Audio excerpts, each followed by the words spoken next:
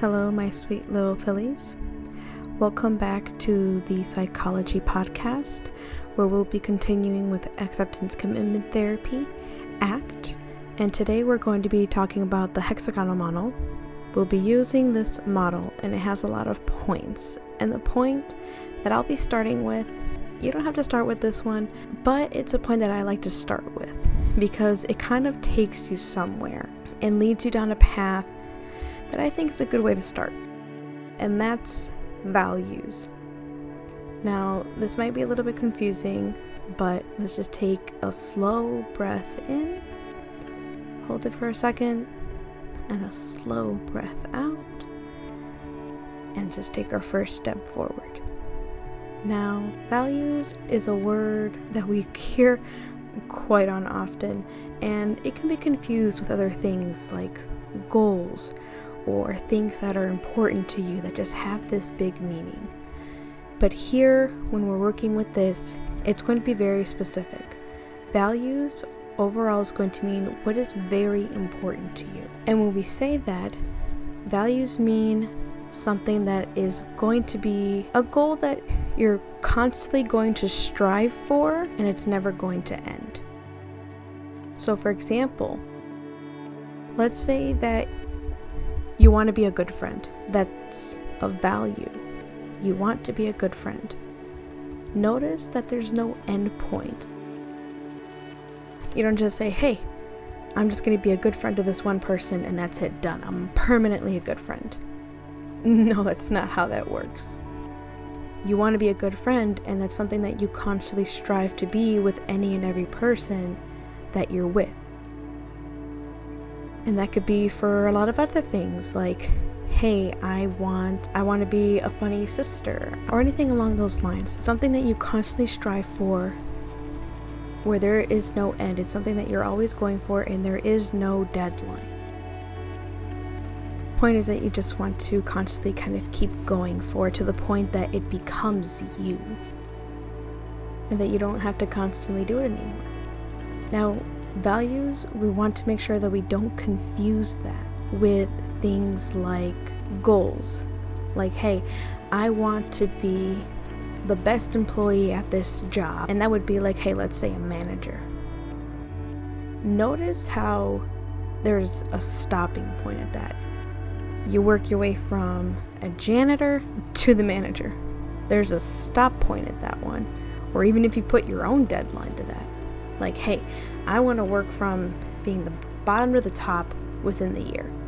There's a deadline to that. Values are not goals, especially when you put yourself a deadline to it. And the reason for that is because then you add things like stress. You put pressure on yourself. And then when you tell this to other people, you add even more pressure to yourself. And it makes it a struggle. And then when there's pressure on yourself, you can get frustrated, and then there's anger. There's a lot of things you add more to yourself, which can just make it a lot worse. And not everyone takes it the same way. You can get frustrated. You can get mad at yourself, and then when you don't make it, you can start to cry. You can start to break down from it. There's a lot that can happen with that, and that's just one of the last things you can do. That's what happens. That's one of the things that can happen when you confuse values and goals.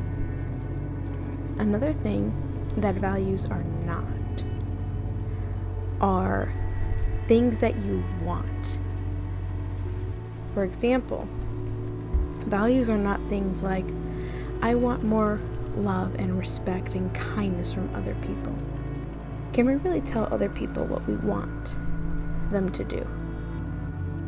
Or in other ways, like, hey, I don't want to feel these negative feelings anymore.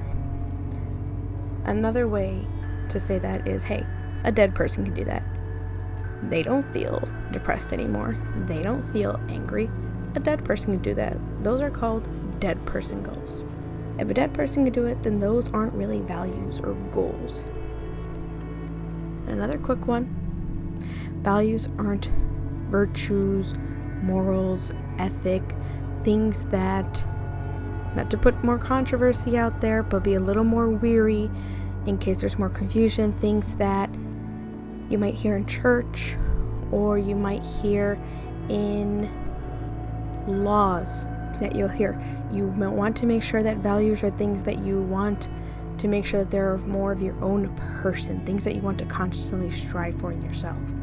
Not things like, I want to defeat the bad guy, I want to be the most pure thing in my church. Make sure that they are things that you want to be of your own person. Now, these are the 5 key points about values. Values focus on the here and now. They're not about any in the future. So, I want to focus on being a kind person. What does that mean? Oh, that means, well, I want to help someone when they fall in. I want to help them get up. Okay, that is how you defined being kind. So being very helpful. There we go. That is what being kind is. Make sure that there are 3 parts to that. You want to be kind. What does that look like? What does that mean? Let's define that. So that's one point of a value. Second point, value. You don't need to justify it. You don't need to really prove it to someone. If they say, well, what does that mean? As long as you can feel it and see it for yourself, then that is what a value is. And make sure that these values are ones that are important to you. If you don't really feel like it's one that you really care about, then don't really do it. If you're at a job and this job is like, you need to be very hardworking. And sure, part of you is like, yeah, I want to be a hard worker, but your definition of a hard worker is you want to be a hard worker with your coworkers, but not really your boss. Make sure that's where your priorities lie. That you're hardworking when your coworkers are there and struggling. And I hate to put it this way, but not really when someone doesn't have your back, like if it's your boss. Make sure your priorities are set straight. Number 3, make sure your values are best held lightly. And by that, I mean our values can change at any point in time, because you know what? We change as people at any point in time, because things change over time. We change as people, we grow, we learn, always. So you know what? We can adapt. We can go with it. We can go with the flow. So if at one point you're like, hey, my family is very important to me. I hold them up very high. I want to put them up first. And you've defined what family means, like, okay, I want to make sure I spend time with them every week. Okay, but then something happens, whatever it may be. We've read Reddit stories. We've heard them. Whatever the case may be, and now you prioritize friends. And you've defined that as your family. By all means, go ahead. You've had those values close, and now it's changed. Values are held lightly. And the final key point about values are freely chosen. Values are not all the same.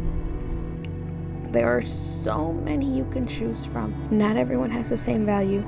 You don't have to defend them. You don't have to prove it to anyone.